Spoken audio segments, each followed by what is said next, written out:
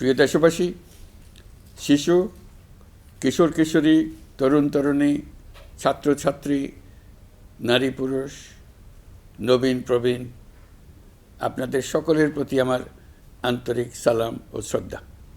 আসসালামু আলাইকুম। মহান বিজয় দিবস উপলক্ষে দেশে ও বিশ্বজুড়ে বসবাসরত সকল বাংলাদেশিকে জানাই বিজয়ের উষ্ণ শুভেচ্ছা।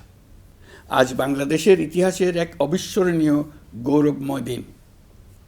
1971 সালে 9 মাসের রক্তক্ষয়ী মুক্তিযুদ্ধ শেষে এই দিনে আমরা পাই কাঙ্ক্ষিত বিজয়ের স্বাদ।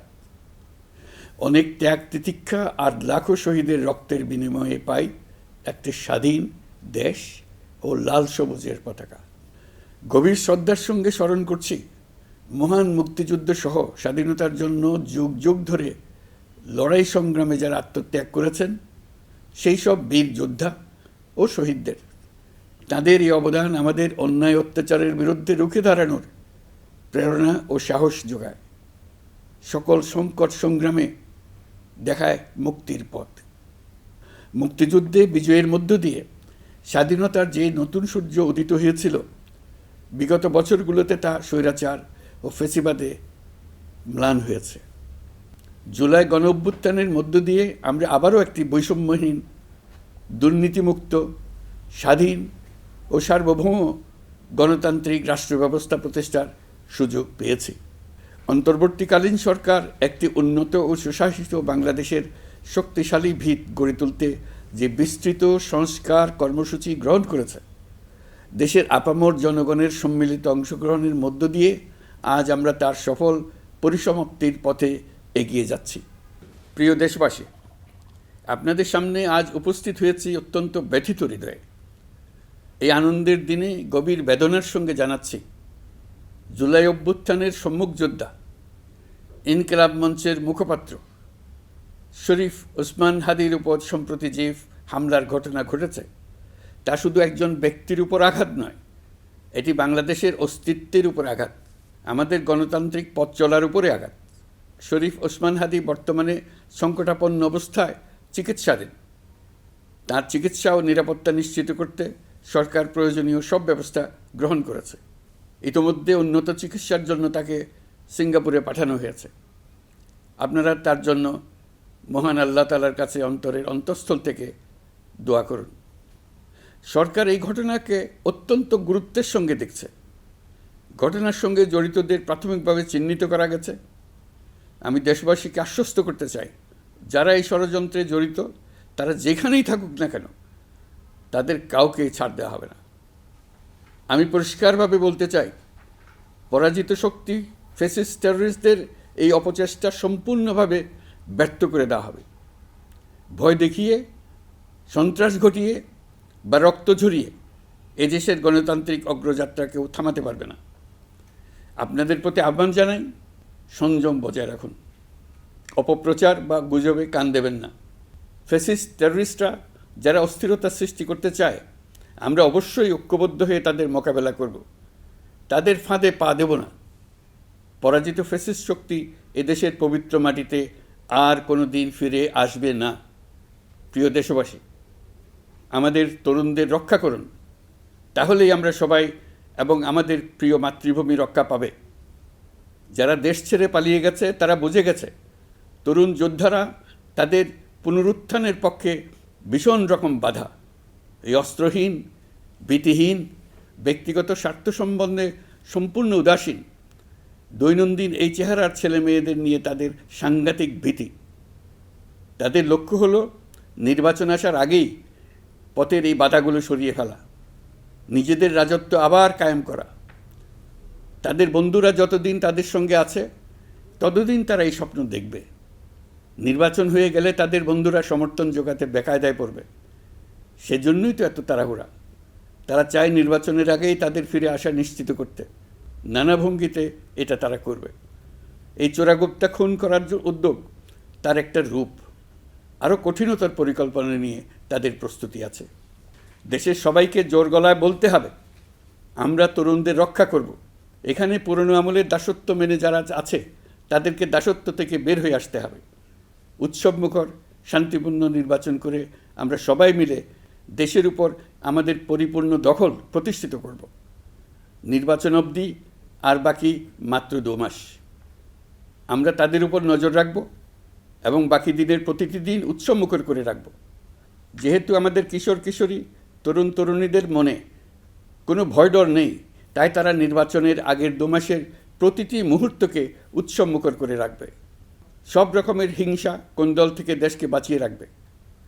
প্রিয় দেশবাসী, আপনারা জানেন জাতীয় নেত্রী, দেশের 3 বারের সাবেক প্রধানমন্ত্রী, গণতান্ত্রিক রাজনীতির অন্যতম শীর্ষ ব্যক্তিত্ব এবং বিএনপি চেয়ারপারসন বেগম খালেদা জিয়া বর্তমানে অসুস্থ অবস্থায় হাসপাতালে আছেন। এই বিষয়টি আমাদের সকলের জন্যই উদ্বেগের বিষয়। অন্তর্বর্তীকালীন সরকার বেগম খালেদা জিয়ার অসুস্থতার বিষয়টি শুরু থেকেই সর্বোচ্চ গুরুত্ব দিয়ে আসছে। বেগম খালেদা জিয়া বাংলাদেশের ইতিহাসের একটি গুরুত্বপূর্ণ অধ্যায়ের অবিচ্ছেদ্য অংশ। বাংলাদেশের স্বাধীনতা, সার্বভৌমত্ব ও গণতন্ত্রের প্রতি তাঁর অবিচল অঙ্গীকার, দেশের উন্নয়নে তাঁর অবদান এবং তার প্রতি জনগণের শ্রদ্ধাময় আবেগ বিবেচনা নিয়ে সরকার ইতিমধ্যেই তাকে রাষ্ট্রের অতি গুরুত্বপূর্ণ ব্যক্তি হিসেবে ঘোষণা দিয়েছে। সরকারের পক্ষ থেকে তাঁর চিকিৎসা নিশ্চিত করতে পরিবারের ইচ্ছাকে সম্মান দেখিয়ে প্রয়োজনীয় সব ধরনের সহযোগিতা দেওয়া হচ্ছে। দেশে চিকিৎসার পাশাপাশি প্রয়োজনীয় বিদেশে উন্নত চিকিৎসার ব্যবস্থা সহ সব বিষয় বিবেচনায় রয়েছে।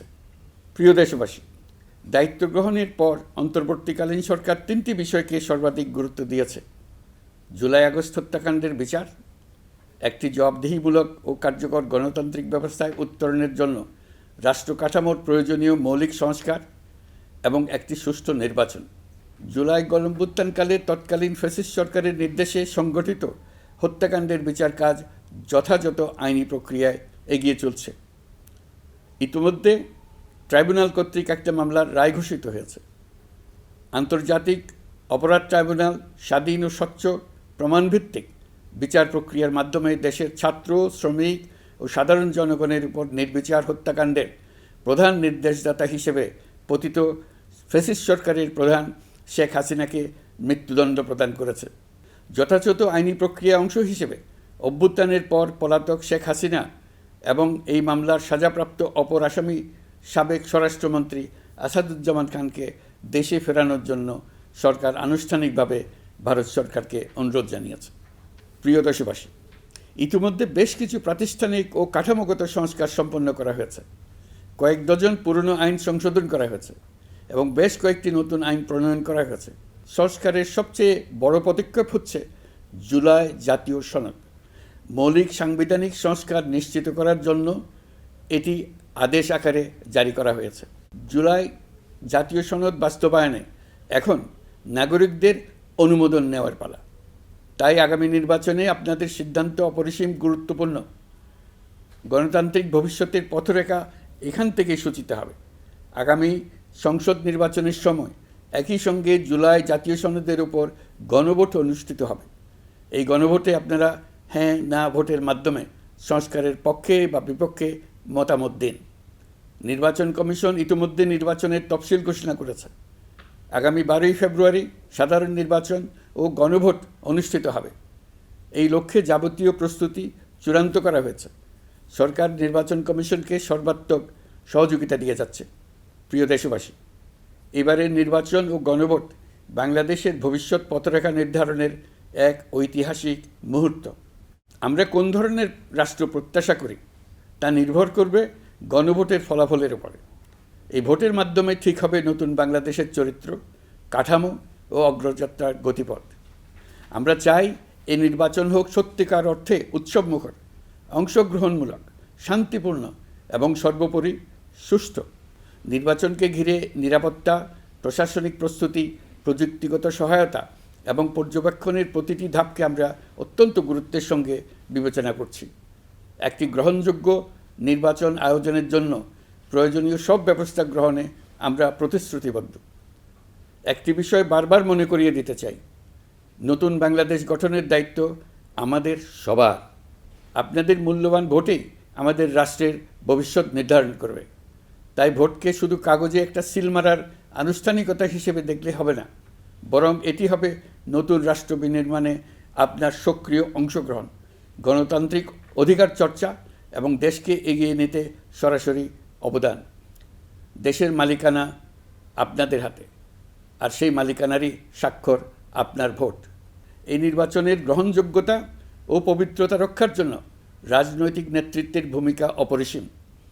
আমি দেশের প্রতিটি রাজনৈতিক দলের নেতৃবৃন্দের প্রতি উন্মুক্ত আহ্বান জানাচ্ছি, আপনারা একে অপরকে প্রতিযোগী হিসেবে দেখবেন, কখনো শত্রু হিসেবে দেখবেন না। নির্বাচনের মাঠে এমন একটি সুষ্ঠু, গ্রহণযোগ্য, শান্তিপূর্ণ পরিবেশ তৈরি করুন যাতে দেশের মানুষ গণতান্ত্রিক প্রক্রিয়ার প্রতি আরও আত্মবিশ্বাসী হয়ে ওঠেন। যারা ভোট বাক্স ডাকাতি করবে তারা দেশের মানুষের স্বাধীনতা হরণকারী, তারা নাগরিকদের দুশমন। তাদের থেকে নাগরিকদের রক্ষা করা আমাদের সবার অবশ্য কর্তব্য। ভোট জনগণের ভবিষ্যৎ রচনার অক্ষর। ভোট বাক্সে ভোট জমা দিতে না পারলে কাঙ্ক্ষিত ভবিষ্যৎ আর রচনা করা যাবে না। আপনার ভোট আপনি সযত্নে ভোট বাক্সে দিয়ে আসুন। কেউ বাধা সৃষ্টি করলে তাকে সুশৃঙ্খলভাবে প্রতিহত করুন। আইনশৃঙ্খলা বাহিনীর সহযোগিতা নিন। ভোটের উপর নির্ভর করছে আপনার আমার সবার ভবিষ্যৎ, আপনার আমার সন্তানের ভবিষ্যৎ। যোগ্য লোককে ভোট দেন, জাতির ভবিষ্যৎ নিশ্চিত করুন। মনে রাখবেন, ভোট রক্ষা করা দেশ রক্ষা করার সমান দায়িত্ব। ভোট রক্ষা করুন, দেশকে রক্ষা করুন। ভোট দেশকে এগিয়ে নিয়ে যাওয়ার গাড়ির চাকা। এই চাকা কাউকে চুরি করতে দেবেন না। আসন্ন জাতীয় নির্বাচন ও গণভোটকে সামনে রেখে প্রশাসনকে আরও কার্যকর, নিরপেক্ষ ও নির্বাচনী পরিবেশের উপযোগী করতে সরকার মাঠ প্রশাসন ও পুলিশ প্রশাসনে বেশ কিছু রদবদল করেছে। এই পরিবর্তনগুলো কারো প্রতি অনুরাগ বা বিরাগ প্রসূত নয়। এগুলো করা হয়েছে দক্ষতা, যোগ্যতা এবং পেশাগত সক্ষমতার ভিত্তিতে। আমাদের লক্ষ্য একটাই, দেশের প্রতিটি ভোটার যেন ভোট দিতে পারেন নিরাপদ পরিবেশে, ভয়মুক্ত মনে এবং সর্বোচ্চ স্বাধীনতায়। নির্বাচন কমিশন যদি মনে করে আরও কোনো পদক্ষেপ প্রয়োজন, তা কমিশন অবশ্যই গ্রহণ করবে। প্রিয় দেশবাসী, জুলাই সনদ জাতির ভবিষ্যৎ পথযাত্রার একটি ঐতিহাসিক দলিল। এই সনদে আমরা যে সংস্কারমালা প্রস্তাব করেছি, রাজনৈতিক স্থিতিশীলতা, বিশ্বাসযোগ্য নির্বাচন, প্রশাসনিক জবাবদিহিতা, দুর্নীতি হ্রাস, অর্থনৈতিক পুনর্গঠন এবং সমাজে সম অধিকার প্রতিষ্ঠা, এসব বাস্তবায়নের জন্য প্রয়োজন জনগণের সুস্পষ্ট মতামত। কারণ একটি জাতীয় রূপান্তর কখনই একক নেতৃত্ব বা একটি প্রশাসনের মাধ্যমে টেকসই হয় না। জনগণকেই চূড়ান্ত সম্মতি দিতে হয়। এই কারণেই আমরা গণভোটের আয়োজন করেছি, যাতে দেশের ভবিষ্যৎ সংস্কার দিশা নির্ধারণে জনগণ সরাসরি সিদ্ধান্ত দিতে পারেন। এই গণভোট হবে বাংলাদেশের ইতিহাসে নতুন মাইলফলক। এখানে আপনাদের প্রতিটি ভোট আগামী দিনের রাষ্ট্র ব্যবস্থার ভিত্তি স্থাপন করবে। এবারের নির্বাচনটি অনেক বেশি গুরুত্বপূর্ণ, কারণ একই দিনে এবার দুটি ভোট, একটি সংসদ সদস্য নির্বাচনের ভোট আর একটি গণভোট, যার প্রভাব হবে শতবর্ষব্যাপী।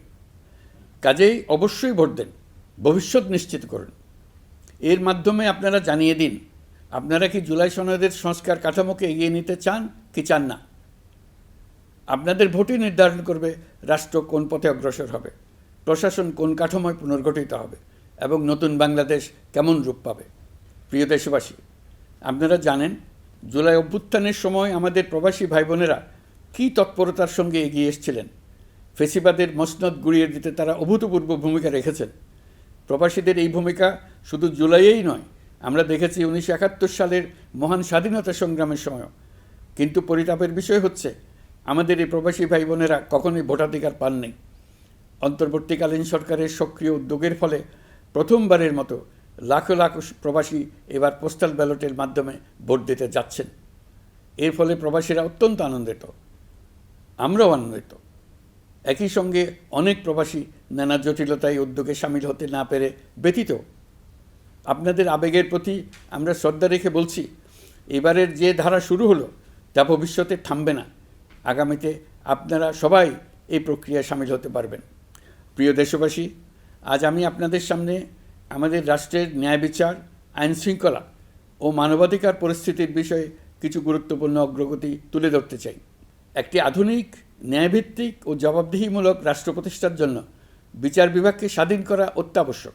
বহুদিন ধরে বিচার বিভাগ প্রশাসনের বিভিন্ন কাঠামোগত সীমাবদ্ধতার কারণে তার পূর্ণ সম্ভাবনা অনুযায়ী কাজ করতে পারেনি। এটি জনগণের ন্যায় বিচার পাওয়ার অধিকারের বাধা সৃষ্টি করেছে আর রাষ্ট্রের উপর মানুষের আস্থাকেও দুর্বল করেছে। অন্তর্বর্তীকালীন সরকারের অন্যতম বড় পদক্ষেপ বিচার বিভাগের প্রশাসনিক স্বাধীনতা নিশ্চিত করা। আনন্দের সঙ্গে আপনাদের জানাতে চাই, ইতিমধ্যে বিচার বিভাগকে স্বতন্ত্র প্রশাসনিক কাঠামো দিয়ে পৃথক সচিবালয় গঠন করা হয়েছে। এই পদক্ষেপ বাংলাদেশের বিচার ব্যবস্থার সংস্কারের ইতিহাসে একটি যুগান্তকারী মাইলফলক। এখন থেকে আর রাজনৈতিক কোনো চাপ বা প্রভাবের মাধ্যমে বিচারিক স্বাধীনতা যাতে ব্যাহত না হয় সে নিশ্চয়তা আরও জোরদার হবে। প্রিয় দেশবাসী, আমাদের দেশের পুলিশ প্রশাসন দীর্ঘদিন ধরে নানা সমস্যার মুখোমুখি। ফ্যাসিস্ট আমলের দুর্নীতি, ক্ষমতার অপব্যবহার ও স্বার্থান্বেষী নিয়োগের কারণে সাধারণ মানুষ পুলিশের প্রতি আস্থা হারিয়েছে। আমরা চাই এই আস্থা পুনঃপ্রতিষ্ঠিত হোক। সেই লক্ষ্যে গৃহীত হয়েছে পুলিশ কমিশন অধ্যাদেশ 2025। ফ্যাসিবাদী শাসন আমলে আমাদের মানবাধিকারহীন এক ভয়াবহ রাষ্ট্রে বসবাস করতে বাধ্য করা হয়েছিল। অথচ সেই ফ্যাসিস্ট সরকারেও জাতীয় মানবাধিকার কমিশন নামে একটি সংস্থার অস্তিত্ব ছিল। মূলত আজ্ঞাবহ লোকদের দ্বারা এই ধরনের প্রতিষ্ঠানগুলো পরিচালিত হতো নিজেদের অপকর্মের বৈধতা নিশ্চিত করার স্বার্থে। এই অসাধু ব্যবস্থার পরিসমাপ্তি ঘটানোর উদ্দেশ্যে অন্তর্বর্তীকালীন সরকার জাতীয় মানবাধিকার কমিশন অধ্যাদেশ 2025 জারি করেছে। প্রিয় দেশবাসী, আমরা আজ এক নতুন ইতিহাসের দোরগোড়ায় দাঁড়িয়ে আছি। এই দেশ আমাদের, এই রাষ্ট্র আমাদের, এর ভবিষ্যৎও আমাদের হাতেই। এখন আমাদের ঐক্যবদ্ধ হয়ে সামনে এগিয়ে যাওয়ার পালা। আমরা এবারের বিজয় দিবসকে জাতীয় জীবনে নতুনভাবে ঐক্যবদ্ধ হওয়ার সুবর্ণ সুযোগ হিসেবে নিতে চাই।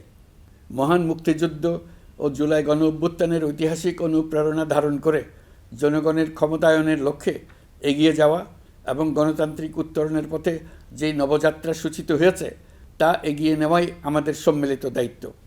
আসুন শতবর্ষের সংগ্রাম ও বহু কষ্টে অর্জিত স্বাধীনতাকে পূর্ণতা দিতে নতুন প্রজন্মের জন্য একটা নিরাপদ, সুখী ও সুন্দর বাংলাদেশ গড়ে তোলে। ধর্ম, বর্ণ, গোষ্ঠী এবং লিঙ্গ পরিচয় নির্বিশেষে সবাই ঐক্যবদ্ধভাবে হাতে হাত রেখে এগিয়ে যাই শান্তি, সমৃদ্ধি ও গণতন্ত্রের পথে।